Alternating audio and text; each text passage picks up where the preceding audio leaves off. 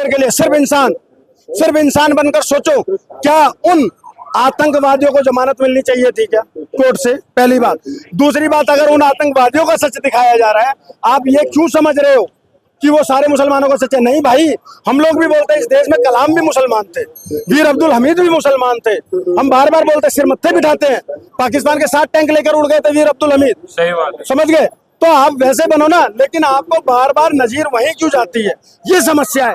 आप अपने देखने का चश्मा बदलो। सावन के अंधे को हर जगह हरा हरा ही नजर आता है, ऐसा ना करो। सिर्फ अपने देखने का जिस दिन नजरिया बदल दोगे, मैं ये बात बोलता हूँ, जो अमन शांति सिर्फ बातों में रहती है ना, वो सच में हकीकत में आ जाएगी। लेकिन जब तक आप लोग सच्चाइयों का विरोध करोगे और आतंकवादियों की मैयतों में जाओगे, कोई शांति नहीं आने वाली है, नहीं आने वाली है।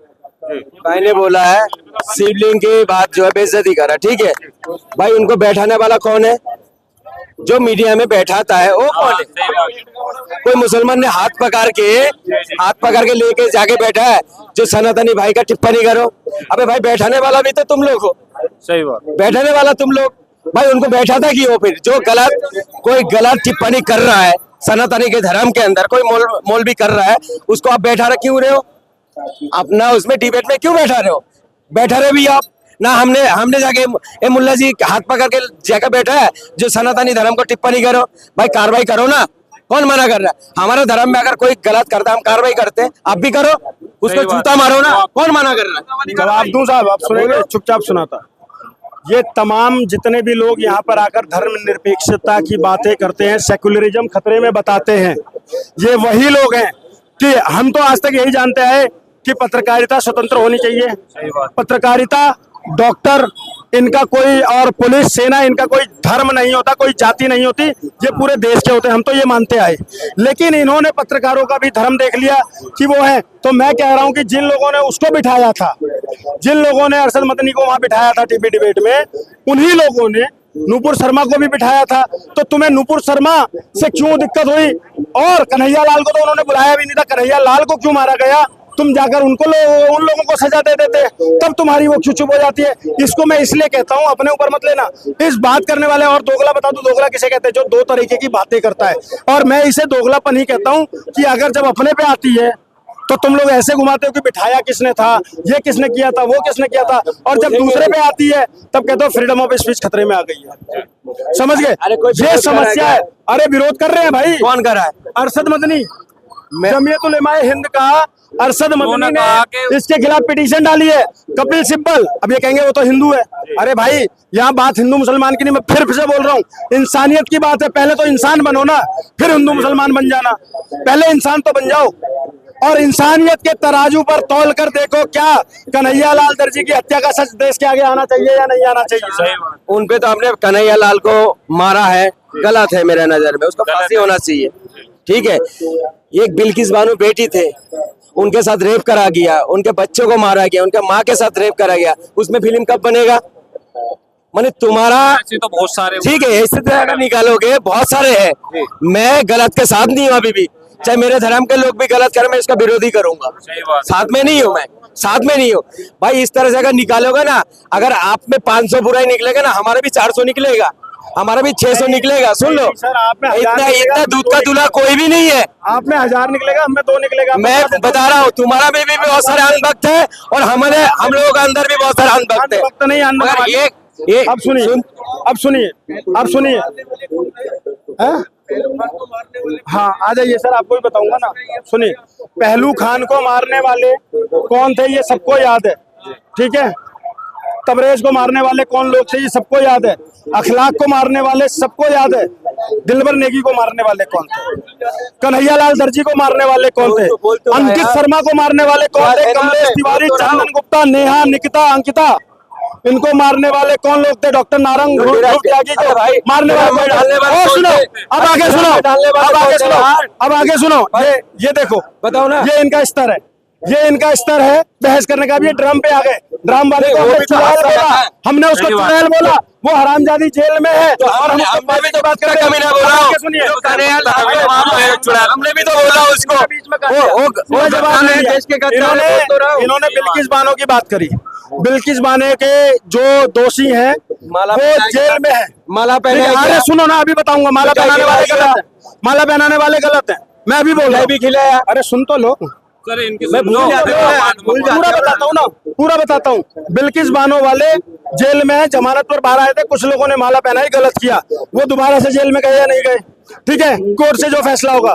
बिल्किस बानो का जब मामला हुआ था, शायद मेरा जन्म हुआ था या नहीं हुआ था, मुझे नहीं पता कौन से सन की बात है, लेकिन अभी रमजान के महीने में दिल्ली के अंदर में नौशाद ने एक मेरी मुस्लिम बेटी से बलात्कार किया और मार दिया, बलात्कार किया और मार दिया। इन्होंने उसकी नजीर क्यों नहीं दी? एक तौफीक ने, एक तौफीक, सुनिए सुनिए, अरे पूरा तो बोलने दो, बीच में क्यों काट रहे हो? एक तौफीक ने एक 19 साल की बच्ची नेहा को मार दिया छत से फेंककर। क्यों? वो नेहा उसको राखी बांधती थी, वो उससे शादी के लिए दबाव बनाने लगा और उस बच्ची ने शादी का प्रपोजल बना कर दिया, यही ज्योति नगर में फेंक कर मार दिया छत से। सोच कर देखिए, ये उस पर बातें नहीं करेंगे जो इनके लिए ये पता क्या है, मीठा मीठा गप गप, कड़वा कड़वा थू थू, ये वाली बातें करते हैं। इसके अलावा नहीं, इनको बिल्किस बानो याद है, इनको वो नौशाद याद नहीं जिसने 9 साल की मेरी मुस्लिम बेटी से बलात्कार किया। बोले ना, आपका चैनल में उस कुत्ते को मैंने गाली बक्का था, उसी को मैं खुलेआम, सुन तो लो, उसके लिए मैं बोला था उसको फांसी होना चाहिए, बोटी बोटी करके चील कौओं का खिलाओ।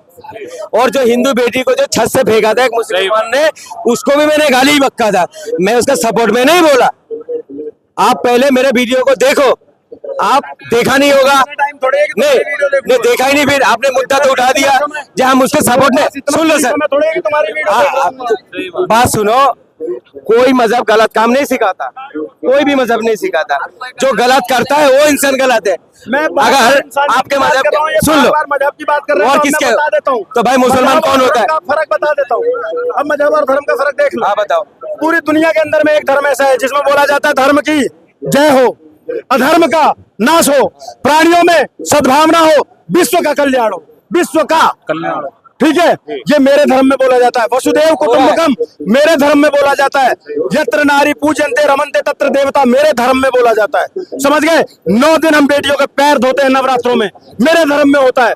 आप तो बुरा मत मानना, अभी कहीं आप वो ना करने लगो कि मेरे खिलाफ भी प्रोपेगेंडा चला दो। आप आज भी मुस्लिम बहनों को मस्जिद में नमाज नहीं पढ़ने देते हो, झूठ बोल रहा। एक बार उन मुस्लिम बहनों को नमाज का अधिकार दे दो, मैं मान जाऊंगा। सही बात। अभी कल कैमरा लेके चले जाना आप, ठीक है, जामी मस्जिद के अंदर आपको 2 साइड मिलेगा लेडीज को नमाज पढ़ने के लिए, उनकी जगह अलग होती है, ठीक है। ज्यादातर मस्जिदों में तो जाती नहीं है मुसलमान समाज की लड़की। जुम्मे का नमाज जो होता है ना, जुम्मे का नमाज, सुनोगे यार, आप सुनते नहीं यार।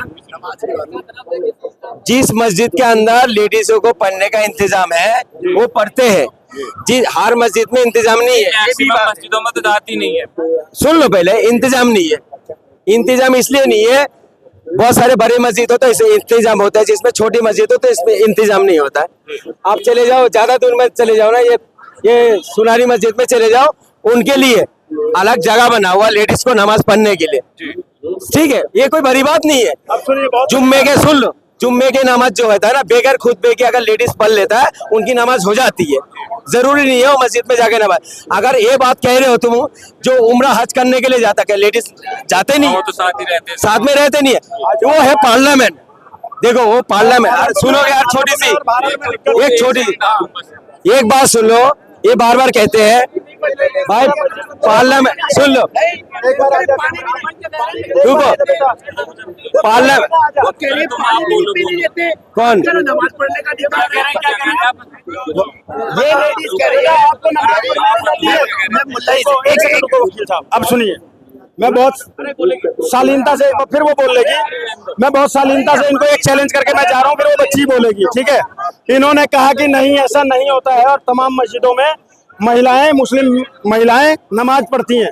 मैं इनको चैलेंज करता हूं, ये मुझे 5 मस्जिद के किसी भी खुद चुने और वहां के अंदर नमाज, अंदर मस्जिद के प्रांगण में नहीं, मस्जिद के अंदर जहां मुस्लिम पढ़ रहे हैं, ठीक है, पुरुष, वहां की ये वीडियो लाकर मुझे दिखाते हैं, ठीक है। और मेरे धर्म को दुनिया जानता है कि अगर शादीशुदा मर्द है तो बिना पत्नी के उसकी पूजा संपन्न नहीं होती, समझ गए?